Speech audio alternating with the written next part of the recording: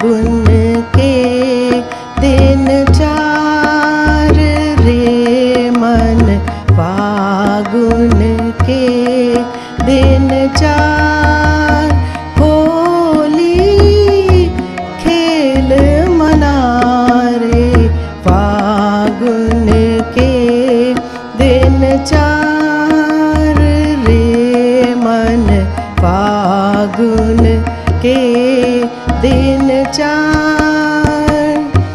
बिन करताल पखावज बाजे, बिन करताल पखावज बाजे, पखावज बाजे, पखावज बाजे, बिन करताल पखावज बाजे।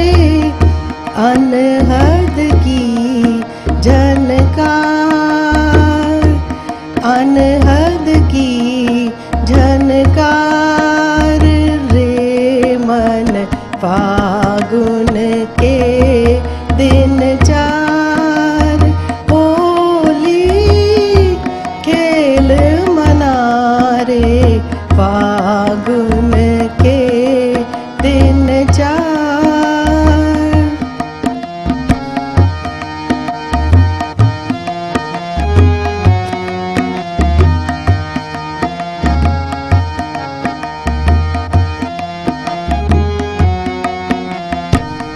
बिन सुर राग छत्तीसों गावे, बिन सुर राग छत्तीसों गावे, छत्तीसों गावे, छत्तीसों गावे, बिन सुर राग छत्तीसों गावे। रोम रोम रंग सार, सील संतोष की केसर घोली, शील संतोष की केसर घोली, प्रेम प्रीत पिचकार, प्रेम प्रीत पिचकार रे मन, फागुन के दिन चार, होली खेल मना रे फागुन के दिन चार।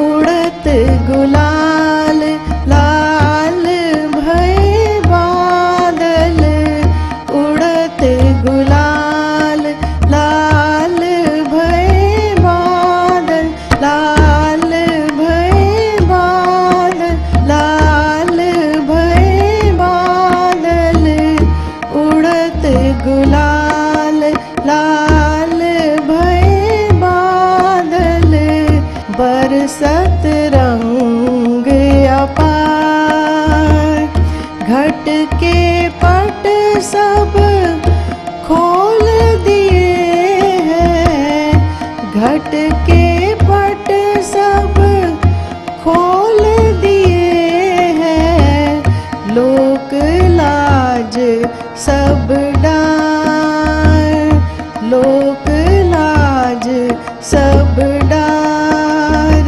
रे मन, फागुन के दिन चार, होली खेल मना रे फागुन के दिन चार।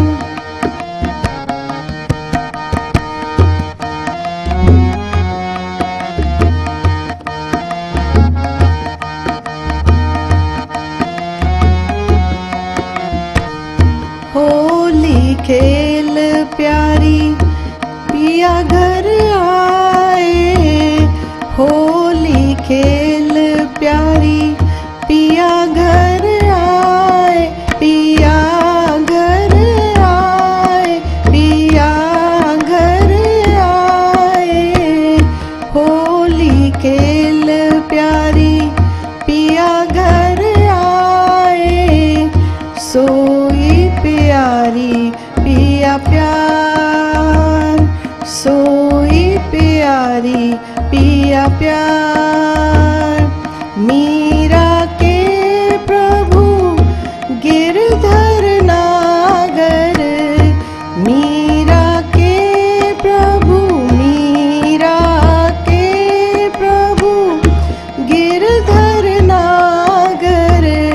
चरण कमल बलिहार,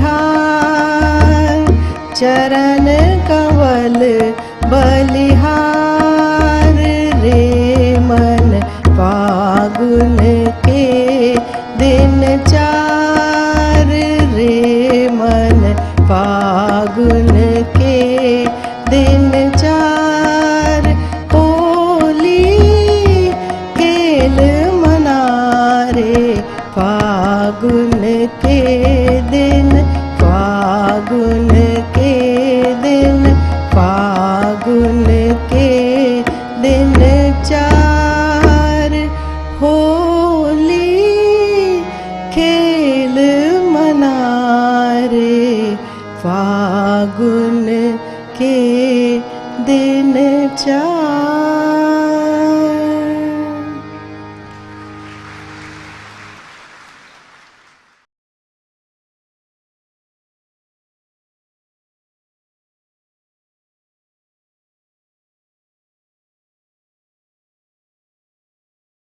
प्यारे बुजुर्गों, माताओं, भाई और बहनों, अभी हम सब मीराबाई जी का लिखा हुआ एक भजन सुन रहे थे। मीराबाई जी, जिन्हें बहुत से लोग यही सोचते हैं कि वो सिर्फ कृष्ण जी महाराज की पुजारन थी। बहुत कुछ उन्होंने कृष्ण जी महाराज के प्रेम के बारे में लिखा। जैसे जैसे उनकी ज़िंदगी बढ़ती चली गई, उनकी ज़िंदगी में संत रविदास जी महाराज की दया मेहर हुई। वो जो कि सगुण भक्ति में बिलीव करती थी, वो निर्गुण की ओर जाना शुरू हो गई। एक जगह उन्होंने फरमाया कि मीरा मन मानी सूरज से आलास मानी, कि उनका मन निर्गुण की ओर तब गया जब उनकी सूरत, उनकी रूह, उनकी आत्मा ने उड़ान की, अंदर के मंडलों की उड़ान की। महापुरुष जब भी धरती पर आए हैं, बार बार बार हमें समझाते चले आए हैं कि हम शरीर नहीं, हम मन नहीं, हम अपना दिमाग नहीं, हम एक आत्मा है। वो आत्मा जो प्रभु के प्रेम से भरपूर है, वो आत्मा जो इस शरीर को जान दे रही है, वो आत्मा जो जब तक इस शरीर में है, ये शरीर चलता है, काम करता है। जैसे ही वो आत्मा इस शरीर को सदा सदा के लिए छोड़ देती है, जबकि हम कहते हैं कि शारीरिक मौत हो गई, फिजिकल डेथ हो गई, तो फिर ये शरीर बेकाम हो जाता है। इसके जितने भी चाहने वाले हैं, इसके माँ बाप, बाल बच्चे, भाई बहन, जब उन्हें ये यकीन हो जाता है कि इस शरीर को चलाने की ताकत है नहीं, तो कोई उसे घर में रखना नहीं चाहता। हमारे धर्मों के लिहाज से हम या उन्हें क्रीमेट कर देते हैं या बरी कर देते हैं। जिस माटी का वो शरीर बना है, उस माटी में हम उसे भेज देते हैं, क्योंकि हमें अंदर से यकीन हो जाता है कि जो ताकत थी वो चली गई। और जैसे जैसे हम अध्यात्म के रास्ते को समझने की कोशिश करते हैं, तो हमें ये समझ में आना शुरू हो जाता है कि जैसे इस शरीर के बारे में हम जानकारी पाते हैं, जैसे कि हम जानते हैं कि शरीर में अगर कोई दर्द होगा तो हमें तकलीफ़ होगी, तो इसको हम तंदुरुस्त रखें, खाएं पिएं ऐसा जिससे कि शरीर में कोई तकलीफ़ ना आए, इसको एक्सरसाइज करें ताकि ये सही सलामत चलता रहे। और जैसे हम ये भी सोचते हैं कि जो हमारे रिलेशनशिप्स हैं, जो रिश्तेदार हैं, दोस्त मित्र हैं, जिनके साथ हम काम करते हैं, जो हमारे घर के आस पास रहते हैं, उनसे जो हमारे रिलेशनशिप्स हैं वो सही रहें, नहीं तो उनमें अनबन होती तो इंसान को बहुत तकलीफ़ होती है। तो रियलाइजेशन लाइफ में आनी शुरू होती है कि जैसे हम शरीर का अनुभव करते हैं, जैसे हम जो भी हमारे और इमोशनल रिलेशनशिप्स हैं, उनको हम समझते हैं, वैसे हम अपनी आत्मा को क्यों नहीं समझ सकते। संत कृपाल सिंह जी महाराज बहुत बारी फरमाते थे, what one man can do so can another, कि जो एक इंसान कर सकता है वो दूसरा भी कर सकता है। कि अपने आप को सही रूप में जानना, ये सबसे पहला कदम है, ताकि जो ज़िंदगी का मकसद है, जो आत्मा का मिलाप परमात्मा में कराना है, जो 84 लाख जिया जो उनसे छुटकारा पाना है, वो हम सबके लिए पूरा हो जाए। तो मीराबाई जी जिन्होंने अपनी ज़िंदगी सगुन भक्ति से शुरू की, लेकिन जैसे जैसे उनकी ज़िंदगी बढ़ती गई वो निर्गुण की ओर गई। उनकी आत्मा ने उड़ान की, उनकी आत्मा ने अंदर की दुनिया की जानकारी पाई, उनकी आत्मा उस अनंत की अवस्था में पहुंच गई जिसका कोई भी शब्दों में बयान नहीं किया जा सकता। तो उन्होंने ये जो भजन जो अभी हमने सुना था, ये तब लिखा जबकि उन्हें अंदर की दुनिया का अनुभव हुआ। ये दुनिया जिसमें हम जी रहे हैं, ये ज़िंदगी जो हो सकता है 60 साल, 70, 80, 90, 100 या उससे कोई लंबी भी हो, ये ज़िंदगी 4 दिनों की ज़िंदगी इसे कहा गया है। मीराबाई जी फरमा रही हैं शुरू में कि फागुन के दिन 4 रे होली खेन मना रहे। कह रहे हैं कि हमारी आत्मा जो 84 लाख जियाजून में भड़क रही थी, कभी एक योनि में जाती थी, कभी दूसरी में जाती थी, कभी तीसरी में जाती थी, उसे लाखों करोड़ों साल हो गए प्रभु से बिछड़े हुए। प्रभु ने बड़ी दया मेहर की कि हम सबको ये मानव चोला दिया है। ये चोला जैसे हरि मंदिर कहा गया, ये चोला जिसमें सब पदार्थ दिए गए हैं, जिसके ज़रिए हम अपने आप को जान सकें और पिता परमेश्वर को पा सकें। कि जिसे dark night of the soul कहा गया, कि वो अवस्था जिसमें कि कोई मौका नहीं था हमें असलियत की जानकारी पाने का, जिसमें कि हमारी आत्मा भटक रही थी, कभी एक योनि में कभी दूसरी योनि में, वो कुछ पदार्थ नहीं थे अपने आप को जानने के, कि वो मौका अब ख़त्म हो गया। अब हमें एक सुनहरा मौका मिला है, और ये ज़िंदगी जो चंद क्षणों की है, क्योंकि अगर हम देखें कि कब से हमारी आत्मा प्रभु से बिछड़ी हुई है, तो ये 80-100 साल की ज़िंदगी को बहुत लंबी ज़िंदगी नहीं है, इसलिए इसे 4 दिन की ज़िंदगी कहा गया है। कि इसका हम फ़ायदा उठाएं। वो इंग्लिश में मुहावरा है कि make hay when the sun rises, कि भाई जब सूर्य निकला हुआ है तो दिन का हम फ़ायदा उठाएं। और वही यहाँ पर मीराबाई जी फरमा रही हैं कि फागुन के दिन 4, कि बसंत ऋतु है, कि जो पतझड़ का समय था, जो सर्दी का समय था, वो हट गया, जो अंधेरी रात थी वो हट गई, अब प्रकाश निकला हुआ है, अभी रोशनी है, रोशनी में हम सब कुछ देख सकते हैं, कर सकते हैं। अंधेरे में इंसान गुम हो जाता है, कोई कर नहीं पाता। तो समझा रहे हैं कि फागुन के दिन 4, कि ये मौका जो हमारी आत्मा को मिला है, इसमें करना क्या है कि होली खेल मना रहे, कि प्रभु से होली खेलो, पिता परमेश्वर से होली खेलो।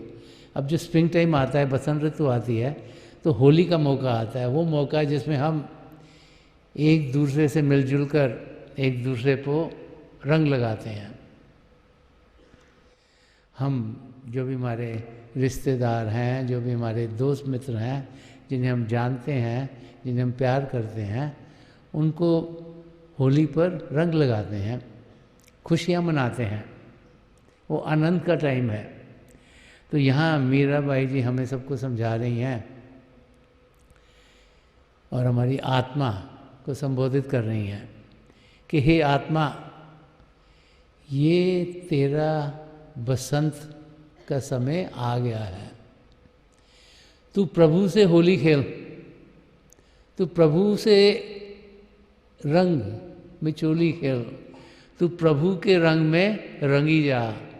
और आगे शब्द में समझा रहे हैं कि जब हमारी आत्मा प्रभु के रंग में रंगी जाती है तो उसे क्या क्या अनुभव होता है। ये जो भजन है ये अंदरूनी यात्रा को खोल के समझाने के लिए लिखा गया है। बहुत सी बार अगर शब्दों को हम बार बार से सुनेंगे और जानेंगे और उनकी गहराई तक नहीं पहुंचेंगे तो उनका सही मतलब हमारे सामने खुलेगा नहीं। तो इस शब्द में मीराबाई जी ने जो उनकी अपनी यात्रा हुई, जब संत रविदास जी महाराज ने उन पर दया कृपा की, वो अंदर की दुनिया में बढ़ी, तो क्या क्या उन्होंने अनुभव किया वो इस भजन के ज़रिए वो हमें समझा रही हैं, ताकि हमें रास्ता मिले, हम जानें कि अंदर की दुनिया खुशियों की दुनिया है, अंदर की दुनिया बहारों से भरपूर है, अंदर की दुनिया प्रेम की दुनिया है, अंदर की दुनिया वो दुनिया है जिस दुनिया में जानने के लिए हमें ये मानव चोला मिला है। तो आगे फरमा रही हैं कि बिन करताल पखावज बाजे अनहद की झंकार रे। अब बाहर की दुनिया का जो म्यूज़िक है उसको बजाने के लिए बीट चाहिए होती है, कोई ना कोई बीट होगी तभी कोई ना कोई इंस्ट्रूमेंट बजेगा। तो बोल रही हैं कि बिन करताल के ताली बजाए बगैर, क्योंकि पुराने समय में लिखा हुआ है, कई साल पहले लिखा गया है, जबकि ये इलेक्ट्रॉनिक इंस्ट्रूमेंट्स इतने ज़्यादा इंस्ट्रूमेंट नहीं होते थे, तो ताली मार के इंसान बीट देता था गानों के लिए। तो बिन करताल पखावज बागे, पखावज एक इंस्ट्रूमेंट है जिसको झांझरी भी कहा गया है। तो कह रहे हैं कि बीट के बगैर ही वो इंस्ट्रूमेंट बजा जा रहा है, उसको बीट चाहिए ही नहीं, वो अपने आप बजा जा रहा है। कि अनहद की झंकार है, कि हमारे अंदर वो शब्द चल रहा है जिसके लिए इंसान के हाथों की, पैरों की, मुंह की किसी की ज़रूरत नहीं।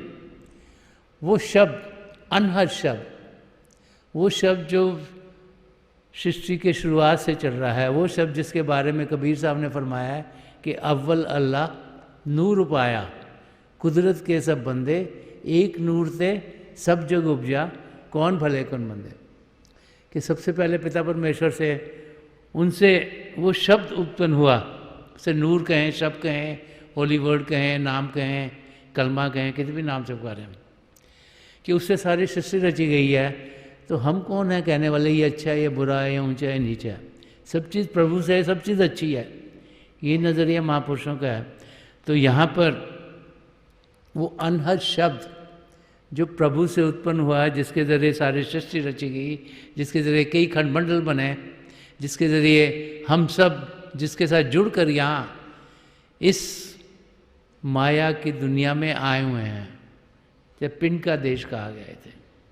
तो उस अनहद का यहाँ जिक्र करके अनहद की झंकार है कि वो शब्द जो प्रभु ने सृष्टि के शुरुआत से चलाया, जिसके ज़रिए सारी सृष्टि रची गई, उसकी जो झंकार है, उसका जो म्यूज़िक है, वो हमारे अंदर बढ़ रहा है। उसके लिए ना किसी ताली की ज़रूरत है, ना किसी बीट की ज़रूरत है, ना ही किसी इंस्ट्रूमेंट की ज़रूरत है।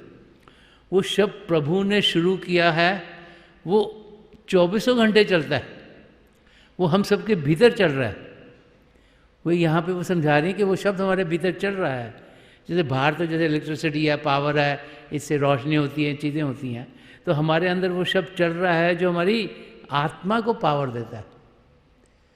तो उस शब्द के बारे में यहाँ समझा रही हैं और आगे फरमा रही हैं कि बिन सुर राग 36 गावे, रोम रोम रंगसार रे। कह रहे सुर के बगैर ये 36 गावे कि भाई तरह तरह का म्यूज़िक निकला हुआ है वहाँ पर। कोई रागों, कोई स्वर की ज़रूरत नहीं, वर्ड्स की ज़रूरत नहीं, अपने आप ही म्यूज़िक चल रहा है, तरह तरह का म्यूज़िक चल रहा है अंदर। और उसके साथ जिसका अनुभव होता है, जो उसके साथ जुड़ता है, उसका रोम रोम रंगसार रहे, उसका रोम रोम मस्ती से भरपूर हो जाता है। क्योंकि जो अंदर का शब्द है वो प्रभु के प्रेम से उत्पन्न हुआ है, और जैसे हम उसके साथ जुड़ते हैं हम भी प्रभु के प्रेम का अनुभव करना शुरू कर देते हैं। और जो प्रभु का प्रेम अनुभव करेगा वो मस्ती के आलम में पहुंचेगा। प्रभु प्रेम के महासागर हैं, हमारी आत्मा उनका अंश होने के नाते उसी महासागर की एक बूंद है, और वो बूंद जब महासागर में जाकर जुड़ती है तो वो मस्ती के आलम में पहुंच जाती है। और यहाँ यही फरमा रही हैं कि रोम रोम रंग सार रे, और आगे फरमा रही कि क्या होता है, शील संतोष की केसर गोली, प्रेम प्रीत पिचकार रहे। तो फरमा रही हैं कि जब हम अंदर की दुनिया में बढ़ते हैं तब एक शांति की अवस्था में पहुंचते हैं, एक नम्रता का भाव हमारे अंदर आता है, जो हमारी हुमे है, जो ईगो है, वो कंट्रोल में आती है, और जो सद्गुण है कंटेंटमेंट के, फुलफिलमेंट के, और किसी का मददगार होना, हिंसा का रास्ता अपनाना, करुणा से ज़िंदगी जीना, ये सब हमारी ज़िंदगी में आने शुरू हो जाते हैं। हम एक सच्चे इंसान के माफक जीना शुरू कर देते हैं कि शील संतोष की केसर गोली। तो जो होली का त्यौहार है जिसमें कि इंसान पानी लेके उसमें फिर रंग डालता है, अलग अलग रंग डालता है, तो कह रहे हैं कि केसर जो कि सबसे पवित्र माना जाता है, कि उसकी शील संतोष की केसर गोली प्रेम प्रीत पिचकार है। और पिचकारी बनाई जो अंदर की पिचकारी है, जो अंदर में रंग पड़ना है, वो किसकी पिचकारी है? वो प्रभु के प्रेम की पिचकारी है। वो पिचकारी वो है जो जब हम किसी से खेलते हैं तो प्रभु का प्रेम हमसे औरों तक पहुंचता है। और जो वो प्रेम की खासियत क्या है कि जब आप प्रेम किसी से बांटते हो तो कम नहीं होता और बढ़ता चला जाता है। और आपके घर में जैसे एक कटोरी है चीनी की और आधी आपने किसी और को दे दी तो आपके पास आधी रह जाएगी। वेरस कि जब आप प्यार, प्रभु का प्रेम किसी और से बांटते हो तो आपका जो रेजर्वायर है प्रेम का वो और भी बढ़ना शुरू हो जाता है। तो इसीलिए फरमा रही हैं कि प्रेम प्रीत पिचकार के रे, कि जो पिचकारी है जिससे हम होली खेलेंगे, जो कि ये जो बसंत ऋतु हमें मिली है, जो ये लाइफ टाइम हमें मिला है 80 या 100 साल का, जितने साल का भी प्रभु चाहते हैं, आप सबको अलग अलग लाइफ टाइम दिए गए हैं, तो उसमें हम प्रभु के प्रेम की होली खेलें, प्रभु के प्रेम का अनुभव करें। और प्रभु का प्रेम अनुभव कैसे होगा? बाहर की दुनिया में तो होगा नहीं। पिता परमेश्वर हम सबके भीतर हैं, इसीलिए शरीर को हरि मंदिर कहा गया। इसमें हमारी आत्मा बसती है, इसमें परमात्मा भी बसते हैं। कि अगर प्रभु के प्रेम का अनुभव करना है तो हमें अंदर की दुनिया में कदम बढ़ाना होगा। और आगे फरमा रही हैं कि उड़द गुलाल लाल भय बादल बरसत रंग अपार रहे। अब वो अंदर की यात्रा की बात कर रही है। महापुरुष समझाते हैं और अलग अलग फेस में अलग अलग तरीके से समझाया गया है कि प्रभु शांति के महासागर हैं, और जैसे जैसे उनसे ये शब्द उत्पन्न हुआ कई खंडमंडल बने, तो सचखंड पहला मंडल बना जो सच्चाई का मंडल है, जहाँ चेतनता ही चेतनता है, फिर पार ब्रह्म, फिर ब्रह्मांड, फिर अंड और पिंड का मंडल बना। तो हर एक जगह जैसे जैसे शक्ति नीचे उतर गई उसमें माया की मिलावट बढ़नी शुरू होगी। इस समय हम पिंड के देश में रह रहे हैं, इसमें हमारी धरती, आसमान है, सितारे हैं, ये गैलेक्सी और कई और गैलेक्सीज हैं। हमारी आत्मा प्रभु का अंश है। इनको बसने के लिए प्रभु ने अपने अंशों को अपने आप से अलग किया और इन मंडलों को बसने के लिए भेज दिया। तो जब हमारी आत्मा सचखंड में थी, वो निरोल अवस्था में थी, चेतन थी, उसके ऊपर कोई भी पर्दा नहीं था।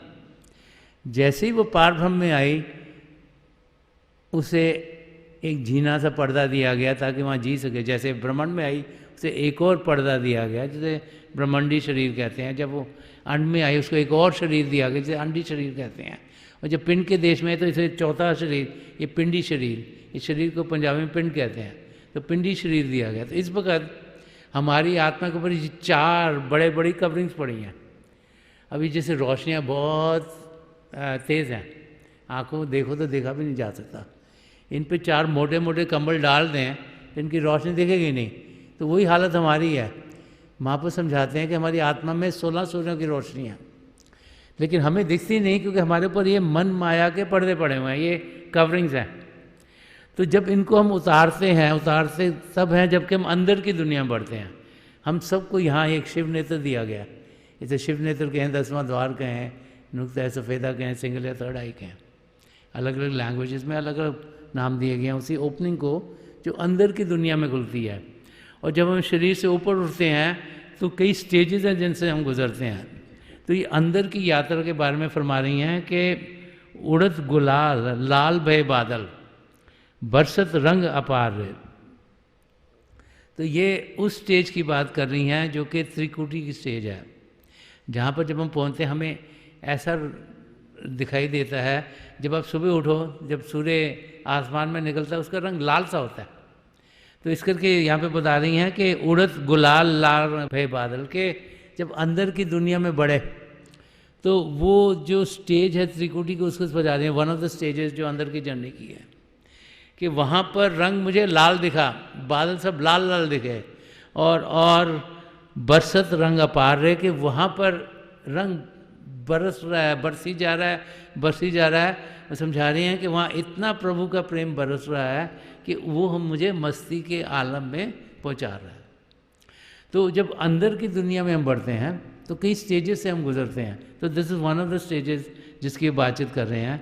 और आगे फरमा रही हैं कि जैसे जैसे वो और बढ़ती चली गई, जैसे जैसे संत रविदास जी महाराज की दया में उन पर हुई और उनकी तरक्की अंदर की दुनिया में हुई, तो वो सचखंड में जाकर पहुंची। तो उसको अगली लाइन में बता रहे हैं कि घट के पट सब खोल दिए हैं, लोक लाज सब डार रहे।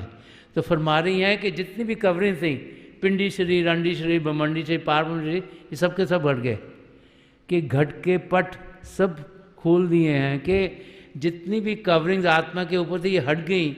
जब हम अंदर की यात्रा पर जाते हैं तो हर एक मंडल में जिसमें जाते हैं पिछले शरीर को वापस छोड़ देते हैं, ताकि हम अपनी मंजिल जो सचखंड है, जब तक वहाँ पहुँचते हैं तो हमारा पिंडी शरीर, अंडी शरीर, ब्रह्मंडी शरीर और पार ब्रह्मंडी शरीर सब हमसे अलग हो गए होते हैं। हम अपने आप को अपनी निरोल अवस्था में पाते हैं, चेतन अवस्था में पाते हैं, जहाँ कोई मिलावट नहीं, कोई कवरिंग नहीं, और वहाँ जाकर हमारा मिलाप पिता परमेश्वर में होता है। तो जो अंदर की रूह की यात्रा है, हमारी आत्मा की यात्रा है, वो यहाँ मीराबाई जी हमें समझा रही हैं कि घट के पट सब खोल दिए हैं, कि जितनी भी कवरिंग है देर ऑल रिमूव्ड और लोक लाज सब डाल रहे। तो मैं अपनी ओरिजिनल स्टेट में पहुंच गया हूँ, जहाँ कोई मन माया का पर्दा नहीं, ना मुझे किसी का डर है, ना मुझे किसी का फिक्र है। ये तो जब हम शरीर में होते हैं तो हमें डर होता है। सबसे बड़ा डर तो ये होता है कि मेरी मौत पता नहीं कब होगी। जैसे जैसे उम्र बढ़ती है इंसान मौत से डरता है। फिर डर ये होता है कि क्या जो मेरी एग्जिस्टेंस है, जो मैं अपनी फैमिली के लिए कर रहा हूँ, ये ठीक से रहेगा कि नहीं रहेगा। फिर डर ये होता है कि बच्चों की ज़िंदगी ठीक हो, जैसे जैसे बच्चे होते हैं इंसान का ध्यान बच्चों में चल जाता है। फिर डर होता है कि शरीर को कोई तकलीफ़ ना हो जाए। तो ज़िंदगी इंसान डर डर करके जीता है। तो यहाँ समझा रहे कि जैसे ही हम अंदर की दुनिया में जाते हैं तो बाहर का डर तो पूरा हट जाता है, क्योंकि हमारा लगाव फिर पिता परमेश्वर के साथ पूरा हो जाता है। हम ऐसी अवस्था में पहुँचते हैं जहाँ पे खुशियाँ ही खुशियाँ हैं, आनंद ही आनंद है, मस्ती मस्ती है। और when we reach that state तो फिर किसी चीज़ का फिक्र नहीं, डर नहीं, कि पिता परमेश्वर हमारे अंग संग हैं। जब हम अपने धर्म स्थानों में जाते हैं तो हम बहुत कंटेंटेड फील करते हैं। क्यों? जो भी दुख दर्द है हमें लगता है वो हट गए। क्यों हट गए? क्योंकि हमें लगता है कि प्रभु यहाँ पर हैं। और जब ये अनुभव हो जाए कि प्रभु हमारे भीतर हैं, हमारे अंग संग हैं, 2400 घंटे हमारे पास रहते हैं, तो फिर डर किस चीज़ का? तो हाँ, तो वो अनुभव इंसान को तब होता है जब वो अंदर की दुनिया में बढ़ता है। सुनते तो हम बहुत बारी हैं, पढ़ते भी बहुत बारी हैं, प्रभु तुम्हारे साथ हैं, आपको प्रोटेक्ट करेंगे, लेकिन जब अंदर में अनुभव होता है, जब प्रभु के जो दो जाति रूप हैं, ज्योति और श्रुति, जब उनके साथ हम जुड़ते हैं, तब हमको रियली में एक्सपीरियंस होता है कि पिता परमेश्वर हैं, हमारे अंग संग हैं, हमारे पास हैं। और ये तसल्ली खुद ब खुद हमें अंदर से हो जाती है। तो उसके बारे में यहाँ पे ये समझा रही हैं कि घट के पट सब खोल दिए हैं, लोक लाज सब डाल रहे हैं। और आगे फरमा रही कि होली खेल प्यारी पिया घर आए। सोई प्यारी पिया प्यार रे। तो आत्मा को कह रहे हैं, हे आत्मा तू होली खेल, तू प्रभु के रंग में रंगी जा, तू अब पिया के घर में आ गई, तू सचखंड में पहुंच गई है, तो वहाँ पहुंच गई जहाँ पर प्रेम ही प्रेम है, जहाँ पर चेतनता ही चेतनता है, जहाँ पर माया की कोई मिलावट नहीं, जहाँ पर खुशियाँ खुशियाँ हैं, जहाँ पर आनंद ही आनंद है। तो तू होली खेल, कि ये मौका मिला है होली खेलने का, ये मौका मिला है अपने आप को जानने का, ये मौका मिला है कि हम ध्यान बाहर से हटाएं, अंदर की दुनिया में करें। तुलसी साहब ने भी इसके बारे में फरमाया, वो फरमाते हैं कि दिल का हुजरा साफ कर जाना कि आने के लिए ध्यान 11 से उठा उसके बिठाने के लिए। तो तुलसी साहब फरमा रहे हैं कि हम अपने आप को साफ करें, अंदर से साफ करें। दिल का हुजरा, कि जो दिल का जो इनर मोस्ट चेम्बर है, जो हमारी आत्मा है, उसके ऊपर जो मन माया के पड़े उसको हटाएं, कि दिल का हुजरा साफ कर जाना के आने के लिए। हमारे शरीर की जान आत्मा, आत्मा की जान परमात्मा के, परमात्मा को अगर अनुभव करना है तो हम अपने आप को पाक करें, साफ करें। और ध्यान जो हमारी आत्मा का भारी रूप है, जो बाहर की दुनिया में बिखरा हुआ है, कभी लगता है ये ज़रूरी है ये आ जाए, कभी लगता है वो ज़रूरी ये आ जाए, कभी लगता है ये काम करना बहुत ज़रूरी, जो ध्यान बाहर की ओर बिखर रहा है, कि ध्यान 11 से उठा उसके बिठाने के लिए। अगर हमने प्रभु को पाना है, अगर ज़िंदगी के मकसद को पूरा करना है, तो प्रभु से होली खेलनी होगी, प्रभु को जानना होगा, प्रभु को पहचानना होगा, और अंदर की दुनिया में बढ़ेंगे, तभी पिता परमेश्वर के हमें दर्शन हो पाएंगे। तो मीरा बाई जी यहाँ समझा रहे कि हे आत्मा तुझे ये सुनहरा मौका मिला है, जबकि सब पदार्थ दिए गए हैं। ये जो शिव नेत्र 10वां द्वार है, सिर्फ मानव चोले में होता है। तो यहाँ पर हम एकाग्र हो सकते हैं और अंदर की दुनिया में बढ़ सकते हैं। तो फरमा रही हैं कि होली खेल प्यारी पिया घर आए, कि जब हम अंदर की दुनिया में बढ़ेंगे, सचखंड तक पहुँचेंगे, तो वहाँ हमें पिता परमेश्वर प्रभु के दर्शन होंगे। उनके घर में हम पहुँच गए हैं, पहुँच सकते हैं। हम हिम्मत करें, वहाँ पर पहुँचने की कोशिश करें, और हम ये जानें कि प्रभु प्रेम के महासागर हैं। उस प्रेम का हम अनुभव करें, और बार बार बार, इसीलिए हर एक धर्म ग्रंथ यही समझाता है, जिन्होंने प्रेम किया उन्होंने पिता परमेश्वर को पाया। तो प्रभु से लगन, प्रभु से प्रेम, प्रभु की ओर एक पैशन होना, ये बहुत ज़रूरी है, ताकि we can be uplifted into the inner region, ताकि हम अंदर की दुनिया में बढ़ पाएँ। और आखिर में मीरा बाई जी फरमा रही हैं कि मीरा के प्रभु गिरधर नागर, मीरा के प्रभु गिरधर नागर चरण कमल बलिहार रहे। तो फरमा रही हैं कि मेरे जो स्वामी हैं वो प्रभु हैं, और उनके चरण कमलों में मैं बलिहारी जा रही हूँ। कि हमें समझा रही हैं कि हम सब आत्माएं हैं जिन्होंने प्रभु के साथ मिलन करना है। हम सब 84 लाख जिया जो उनसे छुटकारा पा सकते हैं। हमें अपना ध्यान अंदर की ओर करना है, क्योंकि पिता परमेश्वर हम सबके भीतर हैं, और अंदर की ओर ध्यान करने के तरीके को हम भजन अभ्यास कह सकते हैं, सिमरन करना कह सकते हैं, मेडिटेशन कह सकते हैं, इन्वर्जन कह सकते हैं, प्रेइंग इन साइलेंस कह सकते हैं। वो शांत अवस्था है, वो शांति की अवस्था में आनंद पाना है। और जब हम इस ओर कदम बढ़ाएंगे तो हम देखेंगे कि हमारे कदम बड़ी तेज़ी से हमें अपनी मंजिल की ओर लेके जाएंगे। अंदर की दुनिया में बढ़ना कोई मुश्किल काम नहीं। मैं आज एक छोटी सी टेक्निक आप सबके सामने रखना चाह रहा हूँ, जिसके ज़रिए आप देखेंगे कि अभ्यास करना कोई मुश्किल काम नहीं, आसान है। हम में से हर एक इंसान अभ्यास कर सकता है। हमने शरीर को शांत करना, मन को शांत करना। तो शरीर को शांत करना बहुत आसान है। ये जो 5 इंद्रियां हैं, देखने की, सुनने की, सूंघने की, चखने की, स्पर्श की, इनके ज़रिए हमारा ध्यान, जो हमारी आत्मा का भारी रूप है, वो बाहर की दुनिया में जा रहा है। हमें उस ध्यान को अंदर की ओर लेके आना है। तो अगर हम एक शांत जगह ढूंढें जहाँ शोरगुल नहीं हो रहा, तो सुनने की इंद्रिय अंदर को खिंच जाएगी। हम कहीं भी बैठ के अभ्यास कर सकते हैं। प्रभु ने सारे सृष्टि रचे, सारी सृष्टि पवित्र है, तो वहाँ उसको एटमॉस्फेयर को कोई संकेतित करने की ज़रूरत नहीं ताकि सूंघने की इंद्रिय अंदर को खिंच जाए। जब हम अभ्यास के लिए बैठेंगे तो हम खाएं पिएंगे नहीं, ताकि चखने की इंद्रिय अंदर को खिंच गई।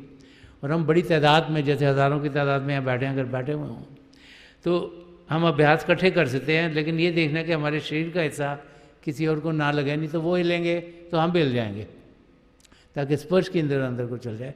और आंखें बंद करेंगे तो देखने की इंद्रिय भी अंदर को खिंच गई। तो पांचों इंद्रियों को अंदर की ओर खींचना बहुत आसान है। एक संग जगह ढूके बैठ जाए, आंखें बंद कर लें। जैसे ही आंखें बंद करते हैं कोई ना कोई हमें विचार आ जाएगा। विचार मन से आते हैं। मन नहीं चाहता हम प्रभु को जाने, मन चाहता हम दुनिया की चीज़ों में लगे रहें। तो महापुरुषों ने समझाया है कि मन की ताकत का इस्तेमाल करें। जो मन है वो मरकरी के माफक है।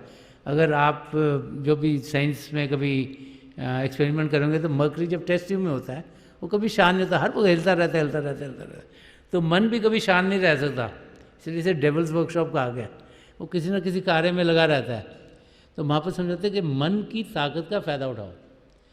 हम प्रभु को पाना चाहते हैं, प्रभु को जानना चाहते हैं, प्रभु से एक में होना चाहते हैं, तो मन को प्रभु की ओर करें। अब कैसे करें मन को प्रभु की ओर? मन ही मन प्रभु के नाम का जाप करें। प्रभु को किसी भी नाम से पुकार सकते हो, लेकिन मन ही मन उनका जाप। ऊंचा नहीं करना, ऊंचा करेंगे कानों को सुनाई देगा, ध्यान बाहर को जाएगा। मन ही मन करेंगे तो शरीर शांत हो गया, मन की ताकत प्रभु की ओर लग गई, और फिर हम उस स्टेज पे पहुंचेंगे जहाँ विचार नहीं आ रहे। जैसे उधर पहुंचेंगे तो हमारे सामने हमें लगेगा जैसे रोशनी दिख रही है। और शुरू में ऐसा होता है, लगता है रोशनी आके चली गई, रोशनी के चक्र हैं।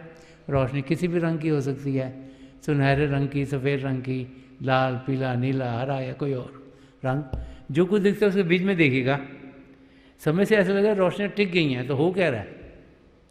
रोशनी कहीं बाहर से नहीं आ रही, रोशनी आप सबके भीतर है। जब आपका ध्यान टिकता है आपको रोशनी दिखाई देती है, जब आपका ध्यान टूटता है तो आपको अंधेरे अंधेरा दिखता है। समय के साथ साथ जैसे जैसे आप मेडिटेशन की प्रैक्टिस करते हैं, अभ्यास करते हैं, तो आपकी कंसंट्रेशन पावर बढ़ती है। जब आपकी कंसंट्रेशन पावर बढ़ती है तो फिर आपको लगना शुरू होता है कि रोशनी टिक गई है, क्योंकि अब आप कॉन्सेंट्रेटेड हैं ज़्यादा, इस करके आपको रोशनी दिख रही है। और फिर उसके आगे कई नज़ारे आपको देखने को मिलेंगे, आसमान, सितारे, चंद्रमा, सूर्य। जैसे मीराबाई जी ने भी फरमाया था कि उड़द गुलाल लाल भय बागल, तो वो अंदर की स्टेजेस की बात कर रही हैं। तो हम अपने अंदर तरह तरह के नज़ारे देखते हैं। बड़े ध्यान से उनके बीच में देखें तो हम देखेंगे कि जितनी देर भी हम बैठते हैं, मेरे ख्याल में कम से कम आधा घंटा ज़रूर बैठना चाहिए। उससे कम बैठ के इतना होता नहीं कि भी सिमट पाए हम अपने आप को। जब हम ध्यान टिकाने के लिए बैठते हैं तो टाइम के साथ हमारी कंसंट्रेशन बढ़ती है, अंदर के नज़ारे और ज़्यादा हमारे लिए खुलने शुरू हो जाते हैं। और जब हम उस अभ्यास से उठते हैं तो कई घंटों तक उस अभ्यास का असर हमारे पर रहता है, क्योंकि जो अंदर में शांति पाते हैं, जो अंदर में आनंद पाते हैं, जो अंदर में प्रभु का प्रेम पाते हैं, वो इतना गहरा है कि हम बाहर की दुनिया की चीज़ें बड़ी आराम से कर पाते हैं, आसानी से कर पाते हैं। हमारे आसपास का एटमॉस्फेयर पूरा प्रेम से भरपूर हो जाता है और हमारे कदम हमें खुशी और शांति की अवस्था में लेके जाते हैं। तो आप जहाँ भी बैठे आराम से बैठे रहिएगा, अपनी आंखें बंद कर लीजिए, just like you close your eyes. जैसे हम सोते हैं, कोई आंखों पे जोर नहीं डालना, कुछ नहीं करना। ये जो आपके आई बॉल्स हैं सीधे होने चाहिए ताकि आपके सामने हो। कई लोग सोचते हैं कि शिव नेत्र यहाँ, इसको उठाने की कोशिश करते हैं। ऐसे मत कीजिएगा, नहीं तो आपको सिर दर्द होने की संभावना है, क्योंकि जो आंखें बनी हुई हैं हमारी, ये सिर्फ बाहर की चीज़ें देखने के लिए बनी हैं। हम अंदर में प्रभु की ज्योति के दर्शन करना चाह रहे हैं। तो ये आंखें हम बंद इसलिए करते हैं कि बाहर के डिस्टर्बेंस हमें डिस्ट्रैक्ट ना करे। तो आंखें बंद करते ही आप पिता परमेश्वर के नाम का जाप कीजिएगा। जो भी जिस नाम से भी आप प्रभु को पुकारते हैं उसका जाप कीजिए, मन ही मन कीजिएगा, ऊंचा नहीं करना। थोड़ी देर में आपको रोशनी के चिन्ह दिखेंगे और जो भी दिखे उसके बीच में ध्यान से देखिएगा। मेरी प्रभु के चरण कमलों में यही प्रार्थना है कि जो जो हम सबके लिए बेहतर है वही हमारी ज़िंदगी में डले, हम सबके साथ जुड़ें और हमारे अंदर प्रभु की ज्योत के हमें दर्शन हो। और मेरी शुभकामनाएं आप सबके साथ हैं।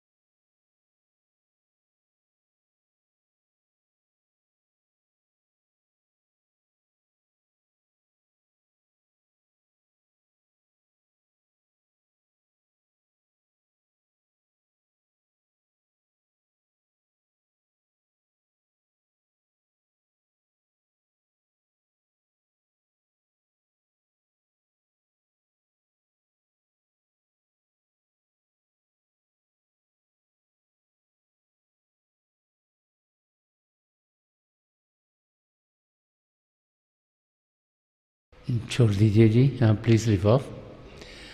जब हम थोड़ी देर के लिए बैठते हैं हम अपने आप को शांत अवस्था में पा सकते हैं। और अगर आप घर में ट्राई करेंगे तो जैसे जैसे आप थोड़ा समय बढ़ाएंगे आप देखेंगे कि आपको अंदर से सुकून मिलेगा, शांति मिलेगी और आपकी ज़िंदगी बाहरी रूप से भी और खुशियों से भरपूर रहेगी। तो मुझे दुबई में आकर बड़ी खुशी हुई है और आप सबसे मिलकर बहुत खुशी हुई है कि कितने भाई बहन प्रभु के प्यार में यहाँ इकट्ठे हुए हैं। मेरी प्रभु के चरण कमलों में और जो पिछली सेंचुरी के महापुरुष हुए हैं हजूर बाबा सावन सिंह जी महाराज, परम संत कृपाल सिंह जी महाराज और दयालपुर सुदर्शन सिंह जी महाराज के चरण कमलों में यही प्रार्थना है कि हम सबका ध्यान पिता परमेश्वर की ओर लगे, हम प्रभु के प्रेम के रंग में रंगे जाएं और जो ज़िंदगी का मकसद है, जो अपने आप को जानना है और पिता परमेश्वर को पाना है, वो हम सब के लिए पूरा हो जाए।